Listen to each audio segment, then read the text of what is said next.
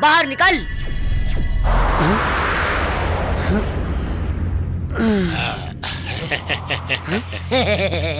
अब भूत भूत नहीं, यमराज के दूत। दूत? ए, बिहार के लड़का बानी, बुड़बक नहीं खी। और इतना तो पढ़ो लिखल बानी। अरे दूध तो मरला के बाद आवेला, हम तो अभी जिंदा बानी। बिहार के लड़का नीचे देख। हाँ नीचे देख, नीचे नीचे।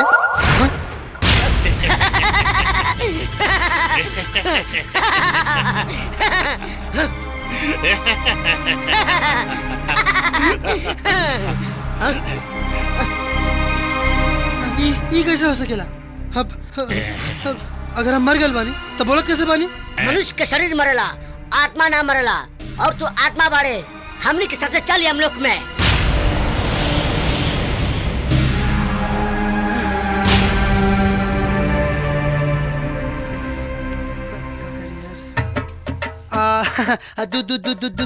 दूध जी, अपना नाम है 2-4 बीघा लिखा के हमरा छोड़ दी ना। अच्छा ही तो कुछ पैसों रख ली। ए मूर्ख, जौन भी यहाँ होला ऊपर लोक में नहीं। हमने के न लोभ आवेला न माया आवेला। चल चल हमनी साथे चल। ना जाए तब रस्सी में बांध के रास्ता में डासा कर ले जाए।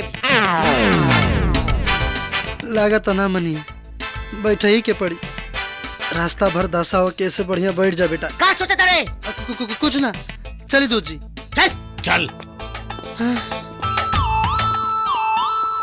ओम क्रीम क्राम क्रूम सुमंडाय नमः अंसायम वाह।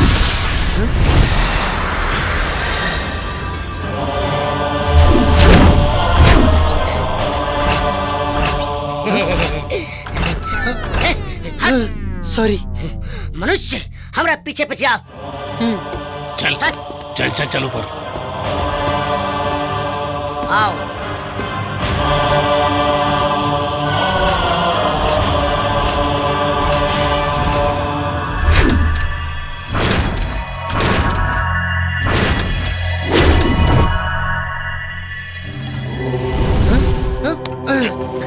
कायदे से रख। खड़ा रहो।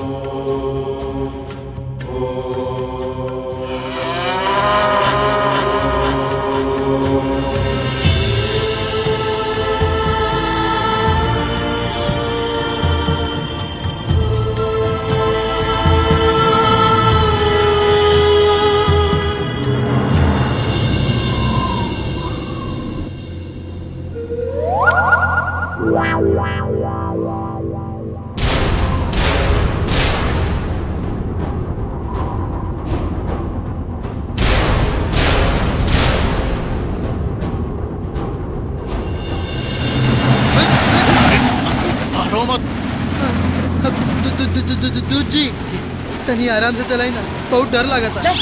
डरे कोई तो नहीं है, चुप रहो।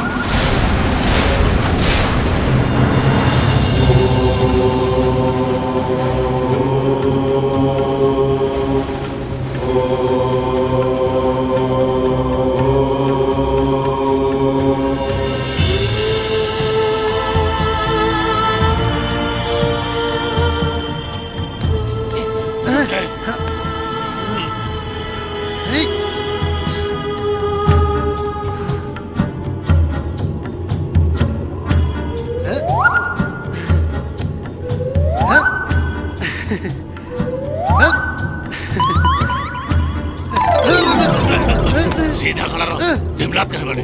Sorry sorry.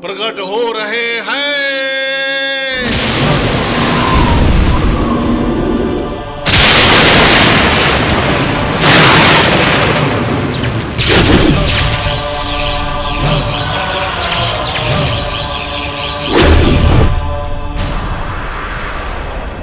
महाराज दंडवत। बंभोर जंबा। आसन ग्रहण करी महाराज। यम है हम। बैठी बैठी। चित्रगुप्त जी प्रभुवर। सभा आरंभ कइल जी जाए। प्रभुवर। चलो भाई आगे चलो। मनुष्य नंबर 1। का नाम है तोहार? डॉक्टर राकेश। डॉक्टर राकेश। एक मिनट।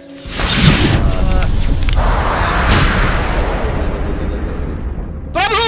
हाँ घनघोर आश्चर्य। का भइल हो? ये झोला छाप डॉक्टर हो। हाँ? एक नंबर का फराट। मरीज के अस्पताल में भर्ती करके बेहोश करके किडनी और सब लीवर और निकाल के दुबई में बेचत रहा है। ये बहुत बड़ा अपराधी हो। वेंटिलेटर पे मरा हुआ मरीज की काट रहा है जिंदा बा। खूब पैसा बटोरे लाई। बंभोर जंबा। जी प्रभु। कारे पापी दुष्ट। अरे डॉक्टर के तो लोग समाज में भगवान के दर्जा देला और तू दुष्ट किडनी बेचत रहे। नहीं। ए चित्रगुप्त। जी प्रभु। एकरा के हाँ एकदम डायरेक्ट नर्क में मत भेजा। जी प्रभु। एकरा के ऐसन रास्ता से भेजा हाँ। जिसमें सांप, छुचुंदर, बिच्छू हाँ। एकरा के काटे और सुना। हाँ। जब ये एने ओने करे ना तो ब्लेड से एकर पेट चीरा, अतड़ी चीरा, एकर लीवर निकाला। कितना चिल्लावे। एकरा के नरक में भेजा। महाराज ऐसा सजा मत दी महाराज। प्रभु के आदेश का पालन हो। महाराज महाराज मत दी महाराज। महाराज महाराज छोड़ दी महाराज। क्षमा कर दी। यम है हम। जी प्रभु आप हैं। चित्रगुप्त जी प्रभु। आगे के बुलावा के बा। दूसरा मनुष्य हाजिर हो। आए बहुत हिल रहे हैं। भूकंप में पैदा हुए थे क्या? क्या नाम है आपका? पंडित रविशंकर चतुर्वेदी। शंकर। एक मिनट। देखा देखा देखा एकर कुंडली। आई। प्रभु हाँ। ये तो पोंगा पंडित है। अरे बाप रे बाप। अपने परिवार को छोड़ छाड़ के ये मंदिर में पूजा नहीं करता था। ये लूटता खसोटता था और भोली भाली मासूम महिलाओं और औरतों को बच्चा पैदा करने के बहाने ये बहुत बुरा कर्म करता था। बंभोर जंबा। का हो रहल बा ए चित्रगुप्त? ई पृथ्वी लोक में अनर्थ प्रभु। अनर्थ। एकरा के ले जा। जितना ताड़ी बा एकरा उ सब नोचला। धीरे धीरे ताड़ी के एक एक बाल नोचला।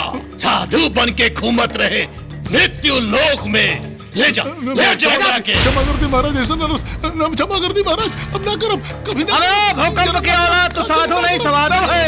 चल बहुत रास्ता में हारे के तंग कर बैठ तू। अब तोर फैसला बाटे। चल जल्दी। पता ना का होई। चित्रगुप्त जी प्रभु। अगला के बा हो? पृथ्वी लोक से आया हुआ अगला मानव हाजिर हो। अब तंग के लगे फल मिली तोरा। आगे जाके सीधा लाइन में खड़ा हो जाओ। सीधा। हम का नाम है तोहार? शंकर। शंकर। नाम तो शंकर है। तनी काम देखिए इनके। देखा देखा। प्रभु हाँ? घोर आश्चर्य। ओहो ये व्यक्ति कभी मंदिर नहीं गया। मंदिर की सीढ़ियों पर नहीं चढ़ा। हाँ? हाँ पूजा पाठ ना कैलेस। बाकी माई बाबू का सेवा खूब कैलेस। मनुष्यता का धर्म निभावलेस। भाई बाबू के सेवा कैलाश। जी।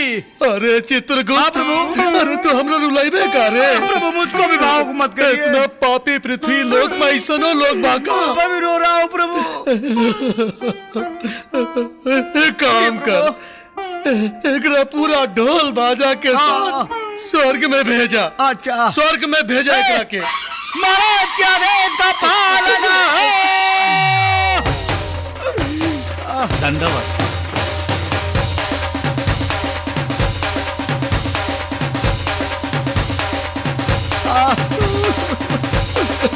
चुप चुप हो जा चित्रगुप्त। जी प्रभु। अब दोसर के बा बुलाओ ओकरा के। पृथ्वी लोक से आया हुआ अगला मानव हाजिर हो। हम ओह, बड़ा मासूम बच्चा है। बालक, का नाम है तुम्हारा? रंगीला। रंगीला। रंग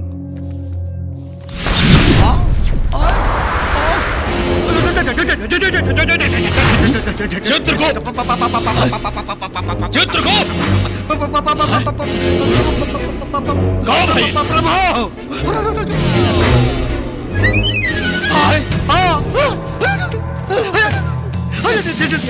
जल्दी आइए, आइए। दाल में कुछ काला लगा था, पता करे के पड़ी। कहाँ बात चित्रगुप्त? आइए प्रभु, पहले इधर आइए। आप एगो बात बताई, कैसन बुड़बक कन पर के आपन दूध बना ले बानी? ले आवे के रहल है रंगीली के, उठा के ले आले रंगीला के। हाँ। अरे प्रभु, ओकरे मृत्यु के अवधि अभी ले पूरा नहीं के पाई। चित्रगुप्त, तो आप कहाँ करे के पड़ी? हाँ, सोचता नहीं। नारायण नारायण। देवर्षि प्रणाम। नारायण नारायण। प्रभु, अगर ये मनुष्य के पता चल गई कि यमलोक में भी गलती होला, तब तो नारायण नारायण। हमनी के घोर अपमान हुई प्रभु, निंदा हुई। नारायण नारायण। देवर्षि, एक कौन उपाय बताई? हाँ, उपाय तो बा जी। मनुष्य बा, हाँ, जाने अनजाने में कोई न कोई गलती तो कैले हुई। नारायण नारायण। बस वही गलती के बता के कोई न कोई सजा सुना दी। बंभोर जम्भा। चित्रगुप्त, जी प्रभु। संभव के असंभव और असंभव के संभव करे के पड़ी। जी प्रभु। यहाँ तो दाल में काला ना, पूरा दाले काला बा। न तो हे चित्रगुप्त, जी प्रभु। इतयम लोक के पूरा अपमान हो जाए। अपमान कैसे हो जाए? देवऋषि जी चली चली। चली नारायण चली देवऋषि, नारायण। चली। चली प्रभु। आई।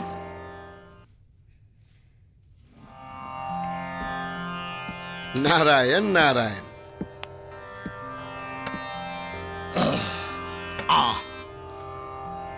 बंभोर जम्भा। जी प्रभु। नारायण नारायण। चित्रगुप्त, जी प्रभु। कार्रवाई के आगे बढ़ावा और ये बालक के बारे में बतावा। प्रभु, हाँ, ये बालक शक्ल से जितना मासूम लगता, अंदर से उतने दुर्दांत अपराधी है। है? आप बताइए, एक लड़की के पावे खातिर हाँ, न जाने कितने लड़कियन का हाथ पैर तोड़ डालस। कितना लड़कियन के तो हालत बनौले हो कि उन्हन के जिंदगी में कहूँ ब्याह शादी ना होई। प्रभु, घोर महा महा महा महानरक में भेजा जाए इसको। एकरा के तो बिल्कुल ना छोड़े के चाहिए। जी प्रभु। चित्रगुप्त जी। बुलावा यमदूत के और घसीट के एकरा के ले जाए, ले जा नरक में। अच्छा, मारते पीटते ले जाओ। छोड़, जिंदगी भर नरक के स्वर्ग ले आते रहे बा। पीछे डा। बड़ा गुंडा टाइप लागत हो। यमराज जी, अगर हम साबित कर देनी कि प्यार खातिर दीवार तोड़ल गुनाह ना होला, तो का करें? नारायण नारायण। तब यमराज महाराज फैसला बदल दी है। हाँ, नारायण नारायण। हाँ हाँ, अब बदल दे फैसला। हम बदल दे फैसला। हाँ। देवर्षि, बुलाएं शिव जी के। आई वो कहे आए। ओम नमः शिवाय। ओम नमः शिवाय। महादेव, शंभु। नारायण नारायण। प्रणाम प्रभु। प्रभु जय हो। कल्याण हो। देवर्षि, काहे खातिर यहाँ बुलेनी है? नारायण नारायण। प्रभु, ये बालक रउआ से कुछ प्रश्न करे के चाहता। हाँ, पूछा बालक, का पूछे के चाहता रहो? बोला। हाँ हाँ। प्रभु, एगो बात बताई कि जब पार्वती माता जब नहात रही और वो गणेश जी के आज्ञा दिल रही द्वारे पर से अंदर केहू के मत आवे दिया, और रउआ वैजा पहुंचनी और गणेश जी रउआ के देख के द्वारे पे रोक दिलन, और रउआ फिर अपने बेटा गणेश जी के मुड़ी काट देनी, तो का हम पूछ सके नहीं काहे? ओ बालक मामला जरा प्रेम और मिलन के रहे। हर हर महादेव। सेम मामला तो हमरो रहे। हमरो मामला तो प्रेम और मिलन के रहे। तो अगर हमरा के नरक भेजे के बाद तो हमरा से पहले प्रभु के नरक ले जाई। और हाँ, जब तक ले भगवान जी नरक ना जाइए तब तक हमहू नरक ना जाए। कौन है बालक? धरती का छठा हुआ बदमाश लग रहा है प्रभु। नारायण नारायण। प्रभु ई बच्चा बा, दिमाग के थोड़ा कच्चा बा। रउआ जाई, हम एकरा समझा देब। रउआ जाई। ठीक बा प्रभु। प्रभु कल्याण हो। प्रणाम हो। अच्छा बा, सबका चच्चा बा। बम्भोर जम्भा। नारायण नारायण। देखी लोगन, हमारा दिमाग में हर भगवान की गलती के लिस्ट बा। अब रउआ लोग अगर ई इल्जाम लगा कि धरती पर हमरा पीछे कई गो लड़की अपन जान छिड़कत रहे और सब के हम दिल तोड़ के केहू और के अपन दिल दे बैठनी, तब फिर बुलाई कृष्ण जी के। कई गो गोपियों के साथ रास लीला रचौला के बाद राधा जी के साथ ऐतिहासिक प्रेम कैला के बाद भी रुक्मणी से काहे बिया कैलन? अगर हमरा के नरक भेजे के बाद तो हमरा से पहले उनकरा के नरक भेजा। और इंद्र भगवान के लीला तो जग जाहिर बा। कहल रहनी ना, हर भगवान के गलती के लिस्ट हमरा दिमाग में बा। ऐसा नाच नचाए कि ऐजा रंभा और संभा ना, आप लोग ताता थैया करत नजर आए। और हाँ, यमराज जी रउआ के कैसे भुला सकता नहीं? रउओ गलती के लिस्ट हमरा दिमाग में बा। कहीं तो प्रभु है आप भी। बम्भोर जम्भा। यम है हम। बिल्कुल है आप। यम है हम है यम। है आप। यम है हम। चित्रगुप्त। प्रभु। नारायण। हाँ प्रभु। आज के सभा समाप्त। बिल्कुल प्रभु। यम है हम। आइए प्रभु। आगे से। नारायण चलो। नारायण नहीं ले। नारायण नारायण। हे भगवान। हे प्रभु। अरे तने के रात बितावे के इरादा है रे बा कहाँ? तो जो घर में खाना पीना बना के हो जा। जा। आज तो हम लोगन का लो झाले तारा। सैनिक लोग जाए, पृथ्वीवासी हरे रहे। जो महाराज जय हाँ भोटिया। महाराज की कहाँ जाता रे? हाँ जी महाराज।